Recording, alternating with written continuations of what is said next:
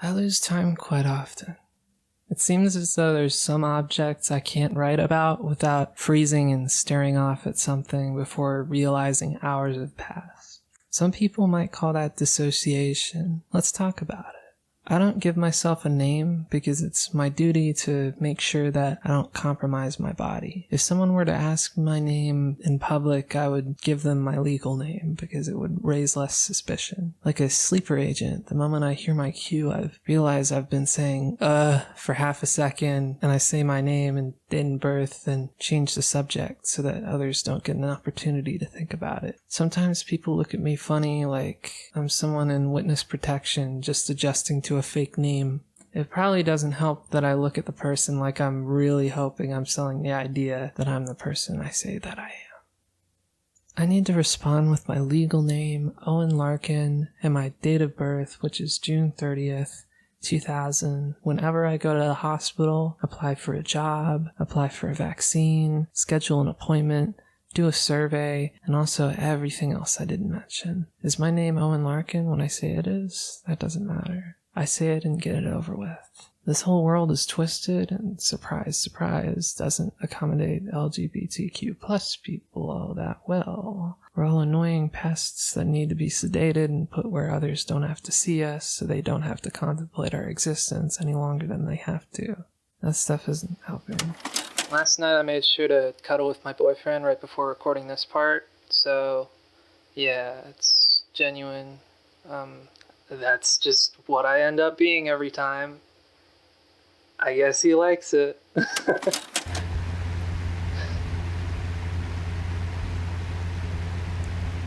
So, like, when I'm cuddling with my boyfriend, I start talking like this. I don't know any other way to talk. Chuck says I'm really bubbly and nice. A lot of the time I ask him for reassurance that I'm not scaring him because I honestly scare myself a little. Everything makes sense. Everyone just needs to love themselves and each other, and like cuddles are the bomb. I like sometimes go on big philosophical rambles and I barely can listen until I stop talking because I'm determined to articulate my thoughts well enough to not be misunderstood. I'm like really scared of being misunderstood. Being a very effeminate soul, I've adopted a more gender-neutral name because it gives me less dysphoria. Right now I'm in a very stressful spot because the name I picked, Lane, is also what my entire body is named because of trans stuff. Like, there's a lane, and there's a other lane. There's like a Jovillian to the power of a Kalillian, different lanes. I'm nervous because almost everyone I know knows me by my legal name. It's very easy to worry myself that I one day won't respond to my legal name when I have to.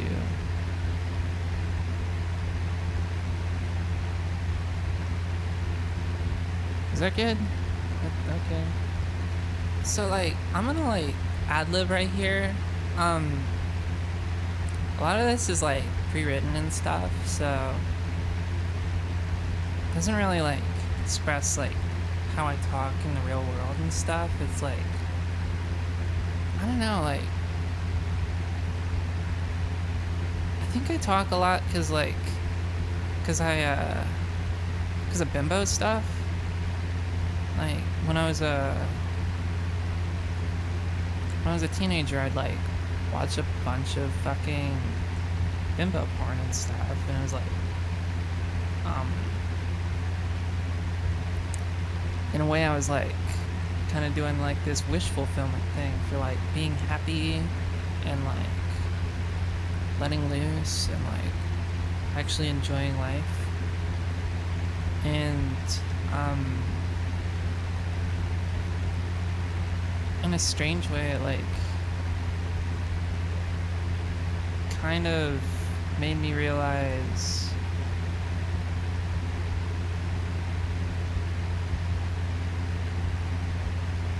like I'm not quite in the binary, you know?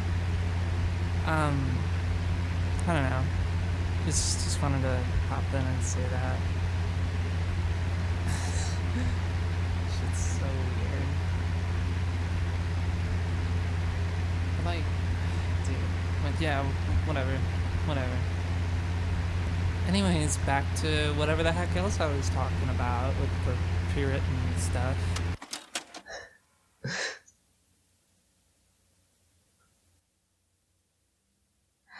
Alright.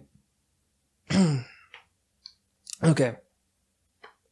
I'm gonna get really political here. All the stuff about curing us is really just about making us not a nuisance for the, quote, curers to deal with. It's about a malfactor becoming just a factor. Liberalism is the enemy because it turns everyone it touches into a cold and calculating utilitarian for profit. To a liberal, a functioning citizen is one who reliably contributes labor and won't randomly completely stop contributing labor due to either accidents or intentional injuries. If you're someone who thinks like an insurance person, you probably shouldn't be in charge of helping others in a psychiatric setting. Cultivate self-love, love for others, safe and effective expressions of love, survival, and ability to thrive. Okay. Yeah, whatever. Sorry, I just lost time and went on a political rant about liberalism. I don't know if I'll keep it in. By the way, I just want to make two things extremely clear. One, I am capable of sexual consent. This is not a statement on anybody else other than me, because everybody else draws their line in the sand somewhere else, so yeah.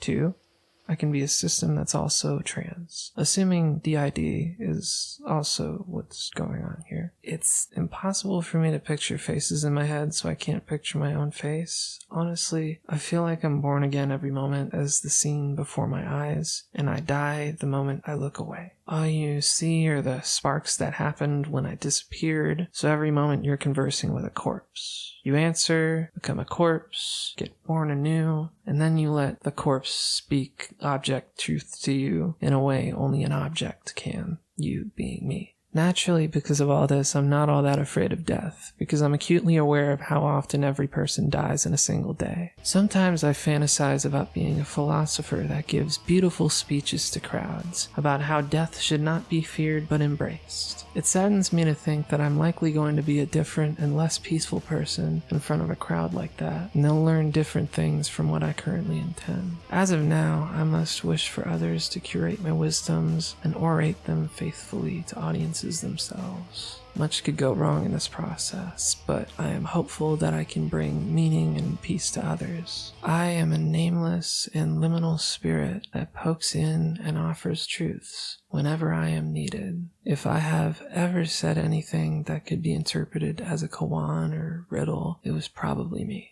I co-write a lot of song lyrics. Anyways, with all that said, I'm going to probably be saying things that I personally wouldn't have said myself, because all of this is pre-written, and I'm reading this aloud into a microphone. My voice should not be considered objective for all the sentences I'm saying. It's, in a sense, like a single person narrating a conversation between several people. I'm going to interject right here. I think it's like narrating a conversation between a lot of people, but some of the people are just entirely muted. So it's kind of like a Discord call where somebody's answering questions to others, but it's seamlessly presented as, but not the same person. And some of the questions aren't mentioned because, I have to ask myself questions to have things to talk about. Anyways, back to stuff.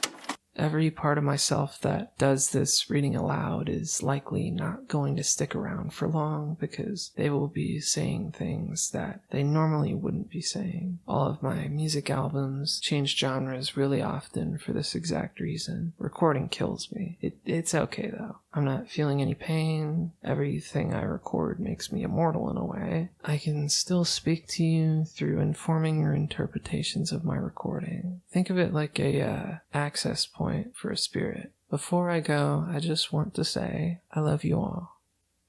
I love you all. Is it really dying? I don't know. Like a Pokemon evolution or something. Buzz. You can have both. One's gonna call the other into question.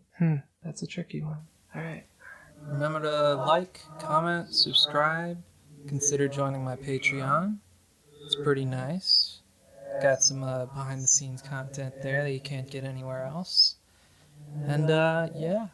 I'll read your comments because I'm a really new channel and like I only get like 7 comments right now. So, yep.